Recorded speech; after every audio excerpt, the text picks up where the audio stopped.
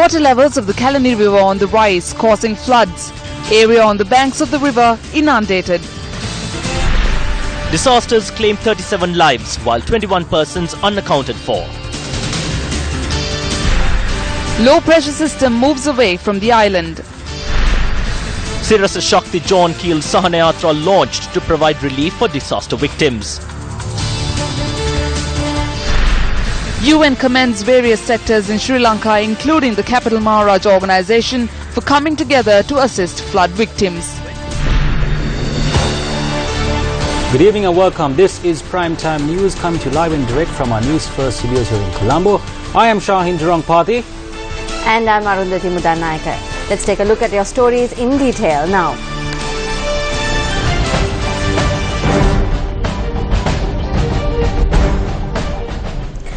President Maithripala Sirisena today visited the area in Elangapitiya, Aranayaka that was affected by the massive landslide last evening. President Maithripala Sirisena visited the Samasarakanda mountain where the landslide took place and also provided instructions to the security forces engaged in search and rescue. The president also visited the Siripura and Pallibag areas that were also affected by the landslides and inspected the damage caused. The president visited the locals who had taken refuge in the Dikpitiya Rajagiri Vidyalaya in Aranayaka and the Hatkampala Vidyalaya and looked into the shortcomings faced by them and instructed the authorities to take measures to provide the affected with facilities required. Speaking at the location, the president noted that the resettlement process on the people who were displaced will be done in a proper manner.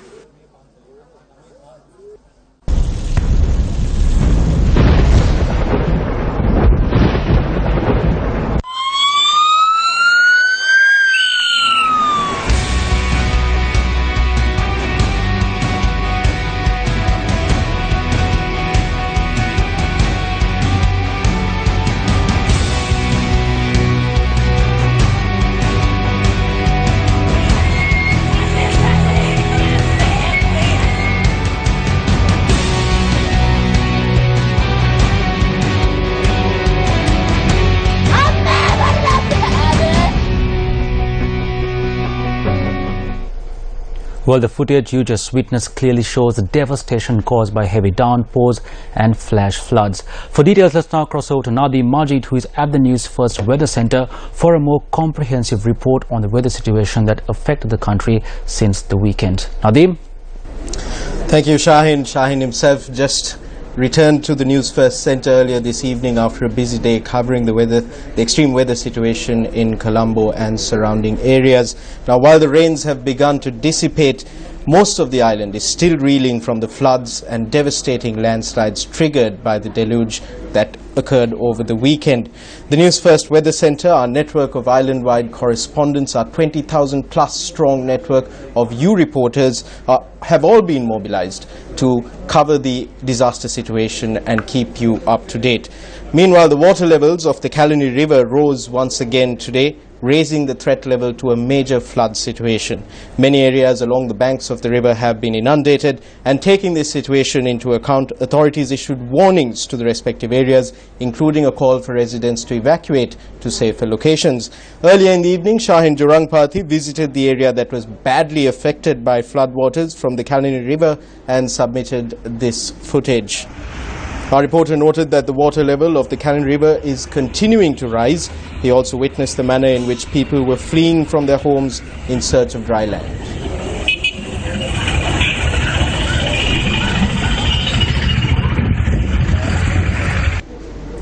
Several Newsfirst teams visited areas along the banks of the Kalani River today. Let's take a look at the reports that they filed.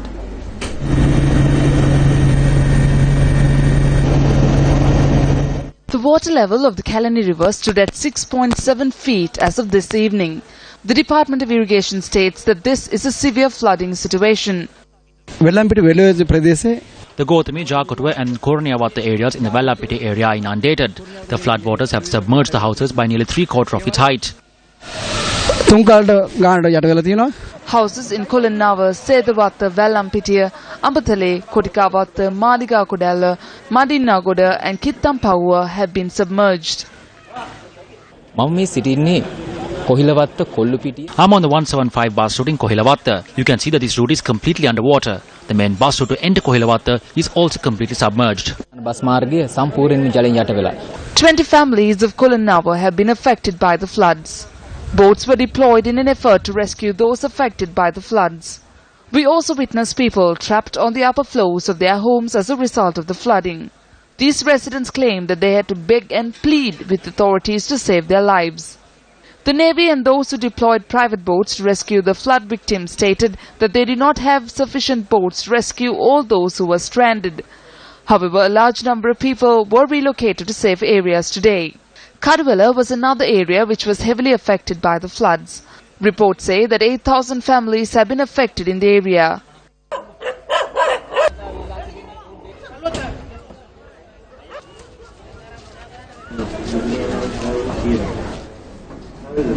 The Newsfirst also took to the skies to witness the chilling devastation caused by the flooding. Shahin Jurangpati filed this report earlier today while in the air.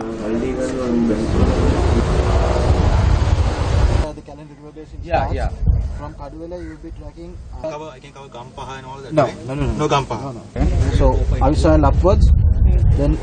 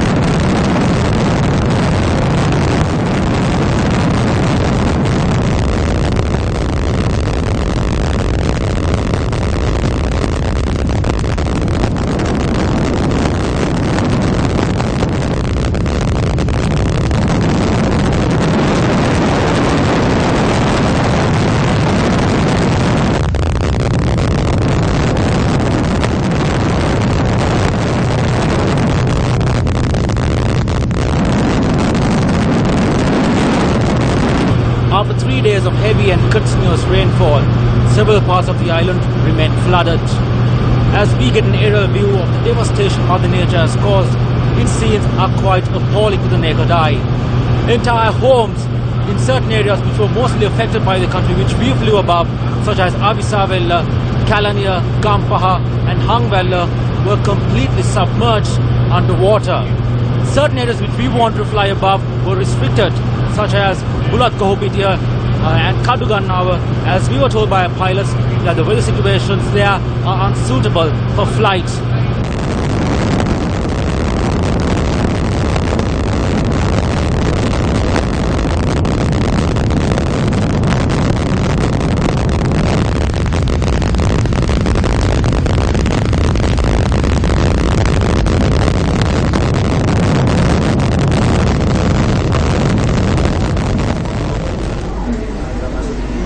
There have been some tragic developments following disaster situations in the Central Hills.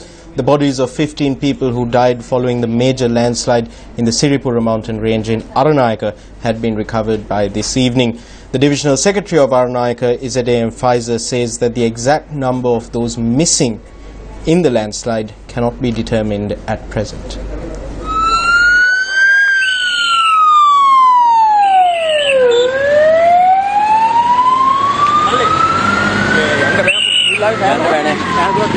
A number of villages were engulfed in mud following the landslide that took place in the Siripura mountain range last evening. A Newsfirst team that reached the location shortly after the landslide occurred witnessed the devastation caused to the villages of Elangapitia and Pallebage.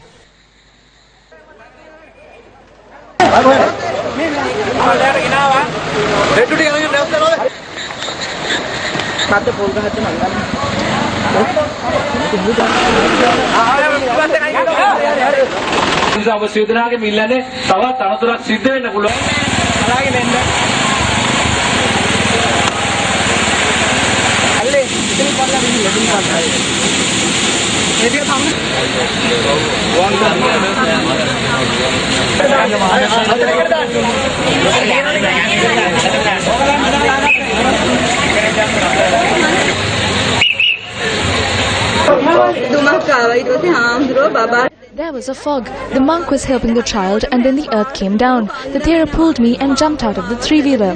The whole mountain came down. All the houses and the structures that were in the area were destroyed and only the rock remains.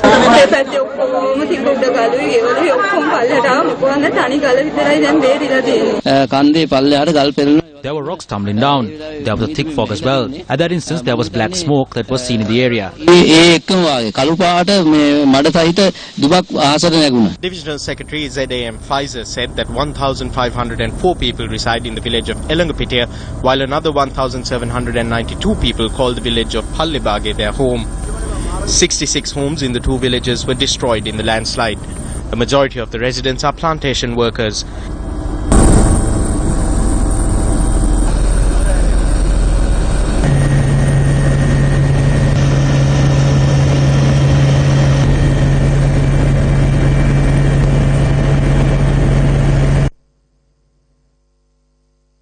Roughly 24 hours ago, this beautiful valley was full of houses and happy lives.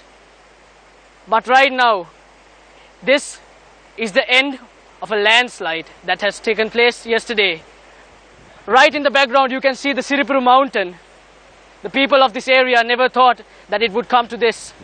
But as you can see, there's water still flowing down, which gives an indication that the danger is still there.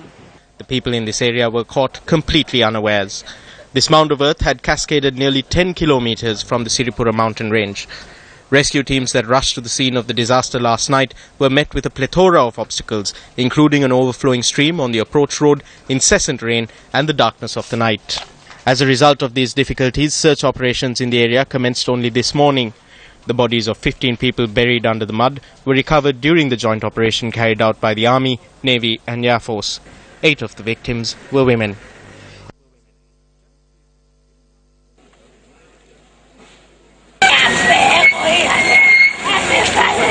Inspector General of Police Pujit Jayasundara also visited the area while the rescue operations were underway. The Divisional Secretary for Lanka said that over 1,000 people displaced by the Siripura landslide had been relocated in 3 temporary shelters.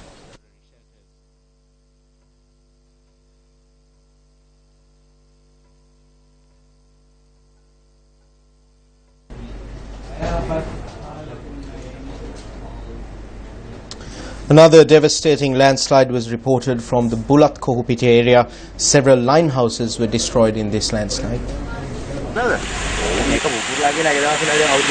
Landslide activity on the Kalupahanawatta mountain in Bulat Kohupiti was triggered at around 10 last night. In an instant, the landslide swallowed 6 line houses in the area in which 16 people, including a 6-month-old infant, resided.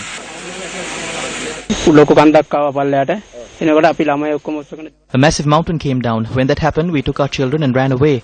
6 houses were washed away. Then we informed everyone else in the village to go and get them here. The AG came and asked us to move out, but we had to think about where we will stay after moving out. If we move out, we will have to live on the road.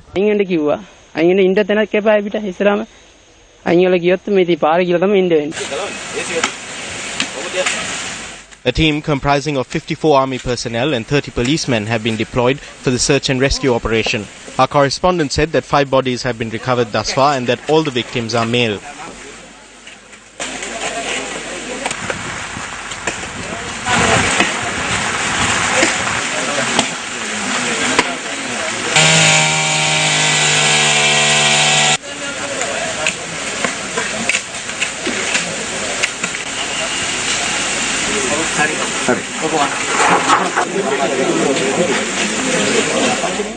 Due to the possibility of more landslides occurring in the area, nearly 100 people from 28 families have been relocated at relief camps located at the Sri Seelananda Mahavidyalaya in Bulat Kohupitiya.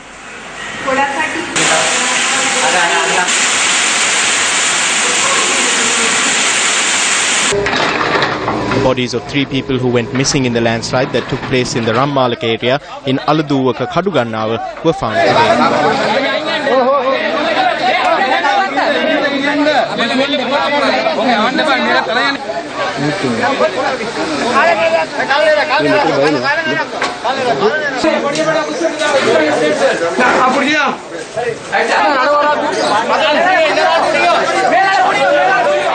6 people from 2 families were reported missing following the landslide that took place on Monday night. In search operations carried out yesterday, the bodies of a woman and child were found. Operations are underway with the assistance of the Disaster Management Centre for the Kandy district, the Army, the Kadugannawa police and area residents to search for the other 3 missing persons. While the landslide also struck a 3rd house in the area, the members of that household were able to escape unharmed.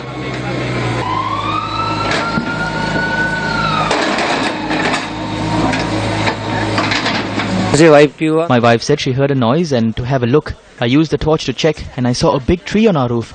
Then my wife went and got our 3 kids, but it didn't take long for the earth to give away. I was helpless and I couldn't tell anyone.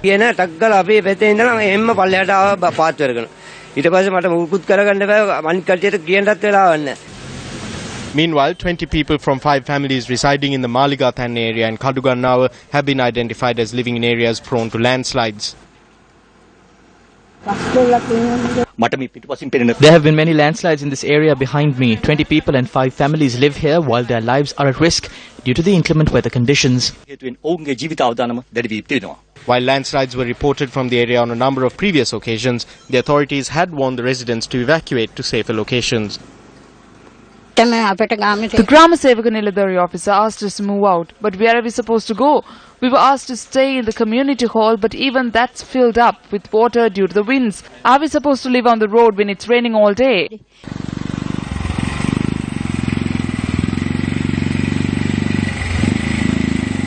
Landslides were also reported from the Ambalammanawatha area in Deltota.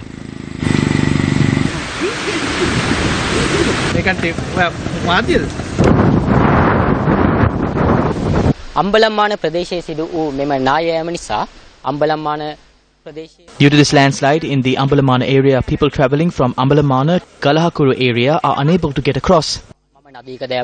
Newsfirst වෙනුවෙන් ගලහ අම්බලම්මාන නායකගේ ස්ථානයේ සිට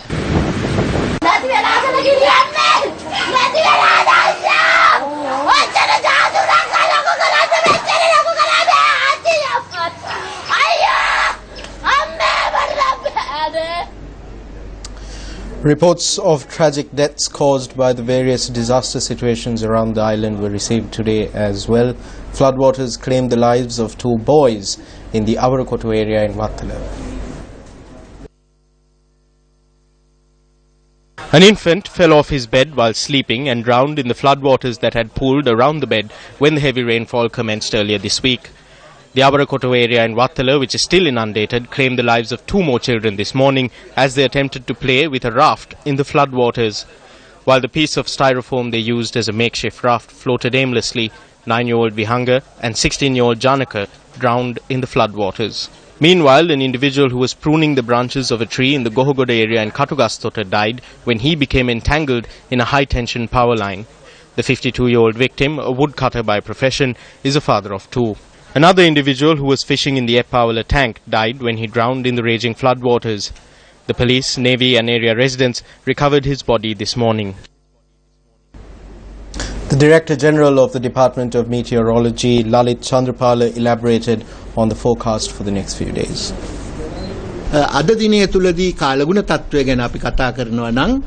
There is a possibility for heavy rains accompanied by strong winds to take place tonight in the Jaffna Peninsula. When you consider the other areas of Sri Lanka, rains could also be expected in the western coastal area and especially in the Central Hills and the Sabra Gamwa province. When I say it will rain, I do not mean it will rain in the same manner it did last weekend. That condition has reduced to a great extent. By tomorrow evening, this low-pressure weather system that affected Sri Lanka will move away from the island. Meanwhile, the US Ambassador to Sri Lanka, Atul Keshav, has issued a statement expressing his condolences over the tragedies caused by the landslides and flooding. In the statement, Ambassador Keshav notes that the United States stands in solidarity with the government of Sri Lanka and the victims as they mourn the loss of loved ones, treat the injured, and address the extensive losses and damage caused by natural disaster. The resident coordinator for the United Nations in Sri Lanka, Una Macaulay, speaking about various sectors in Sri Lanka, including the Capital Maharaja organization, for coming together to assist flood victims. She made this comment exclusively to Newsfirst in light of the Sirasa Shakti John Keel's Sahana Yatra, launched to provide relief to flood victims in Sri Lanka. So it's really heartwarming to see the private sector, the public sector, NGOs, the media like yourselves and individuals working together to coordinate relief for the people who've been affected by the floods. And this is exactly what the World Humanitarian Summit next week in Turkey is trying to do. It's trying to bring people together to act together in the name of humanity. And I think here in Sri Lanka we see that the collective efforts are trying not to leave anybody behind. So it's really important that everybody in this region is heard, because these are the small crises that are recurring and aren't going to go away, and we need humanitarian action that will tackle those crises. So for us at the UN, we believe strongly that working together, like we are today, everybody working to get relief to the people who've been affected, will strengthen humanitarianism. It's well-targeted assistance to the victims who most need it. And then we need to work together to look at the longer-term issues around climate change and these cycles of floods and droughts that we've become affected by, and see how we can help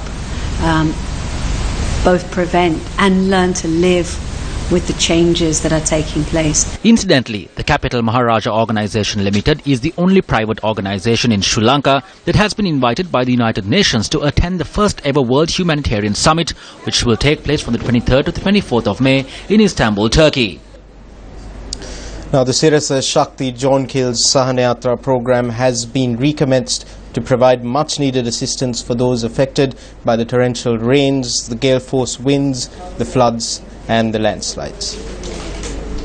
A collection point has been established at number 330 TB Jayamawatha in Colombo 10 to package aid for the Sahana Yatra disaster relief program. Dry rations including rice, dal, sugar, tea leaves, instant noodles and biscuits are being collected at the centre. Immediately after the Sahana Yatra program was launched, donors began flocking to the collection point with their contributions.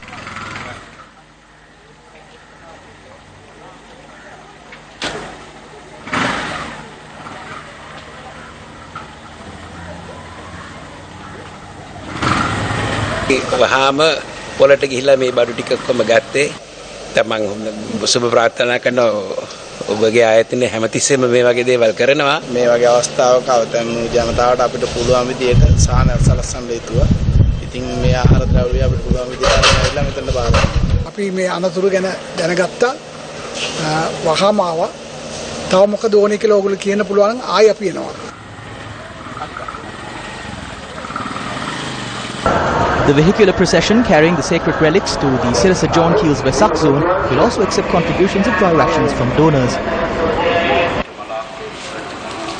දැන් මේ අවස්ථාවේ සුළු වශයෙන් උදව්වක් කරන්න ලැබීම ගැන ගොඩාක්ම සතුටු වෙනවා.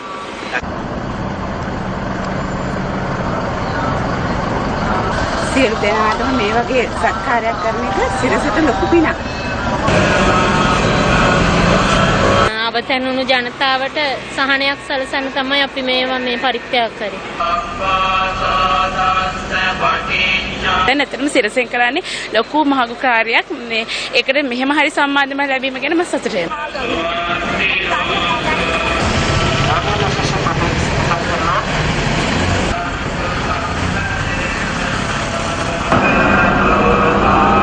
සිරසා මාධ්‍ය ආයතනයට ගොඩාක් පිං මේ වගේ දෙයක් කරන එක.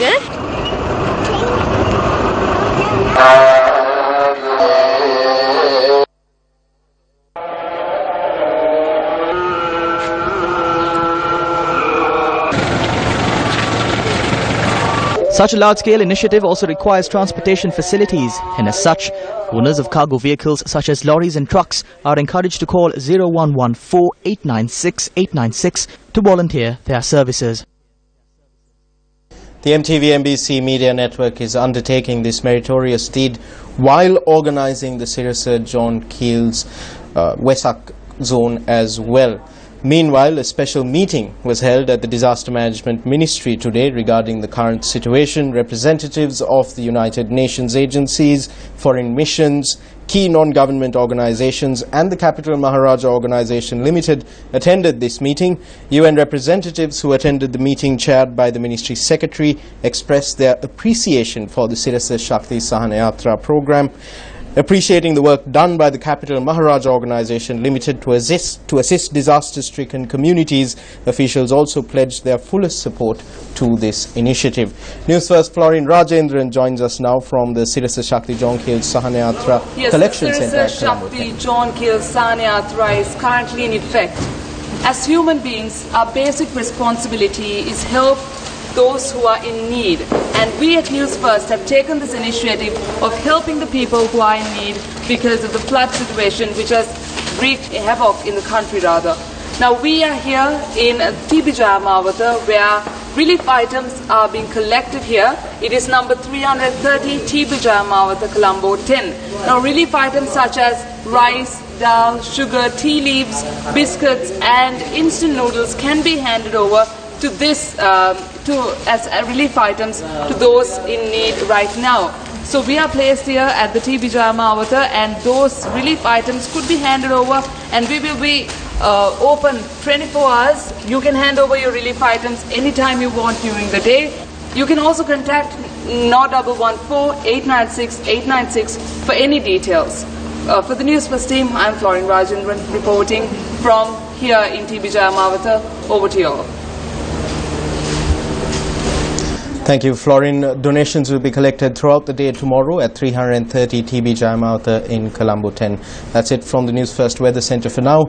Let's head back to the main news desk.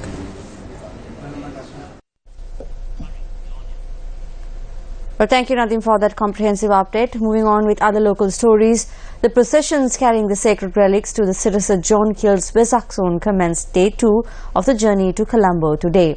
The processions commenced in Kataragama and Kandy yesterday. The procession carrying sacred hair and bone relics and the relics of the Arhants commenced today's journey from the Sri Dadimunda Shrine in Hingula.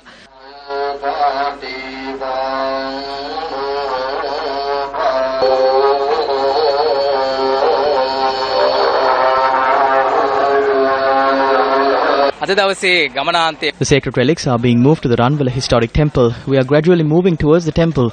The procession will once again commence tomorrow morning and will head towards the temple in Nitambua. The procession will pass Kaligamua, Warakapola, Pasyala and will reach Nitambua. We invite the devotees to come and join with us, and they will be given the opportunity to pay homage to the relics. The sacred relic procession is expected to reach the Ranvala Purana Viharaya via Alutnuara, Mavanala and Kegol. The procession carrying the Agrashravaka relics of the Arhant Sariputta and Moggallana commenced today's journey from the Sri Sudarshana Rama Viharaya in Hakmana.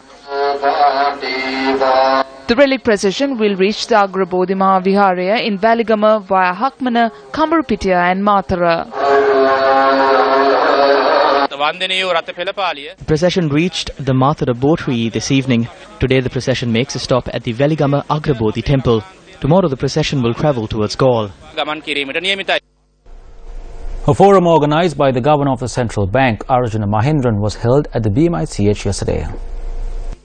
The forum focused on the green light given by the IMF for reforms and its impact on businesses, exchange rates, exports and investors. Why hasn't the Colombo port been a success? Well, the first answer in my view was, unfortunately, after the end of the war, when we had a great opportunity to grow Colombo as a huge trading metropolis, we diverted resources into Hambantota. We have made a success of neither of them. That is my view. The second point is, we have a dog in the manger attitude in the government sector where we don't allow private industries to make advantage of these two ports. So, for instance, the bunkering, which can easily be done by private operators. I know personally at least 5 Singaporean bunkering operators who want to come and start doing bunkering business in Hambantota, but they're not being given a license by the Ports Authority. Right? So again, we are just killing our own the goose that could have laid the golden eggs. The governor also expressed the following views. Finally, and this is something that I want to address in my tenure as governor, is to abolish this Exchange Control Act. This Exchange Control Act is a draconian piece of legislation. It is totally invidious, and I'm in discussions with the Honourable Prime Minister, actually the President and the Finance Minister, to try and do this, to replace it with a more logical set of not controls but guidelines, whereby we will not allow people to just willy-nilly sell their properties and take their money out of the country in one big shot and create a balance of payments crisis. And in my view, I really am hell-bent on changing this piece of legislation, hopefully sooner rather than later. Though I wouldn't want to be quoted in the press, please, if there are any journalists here, because I don't want to open a Pandora's box, but I think most of us are bankers and business people here. Let's keep it amongst ourselves, and I'd like to know your feedback on this. Well, that's a look at Primetime News for tonight. Thank you very much for joining us. I'm Arundhati Mudanaika. And I am Shahin Durangpati. Good night and take care.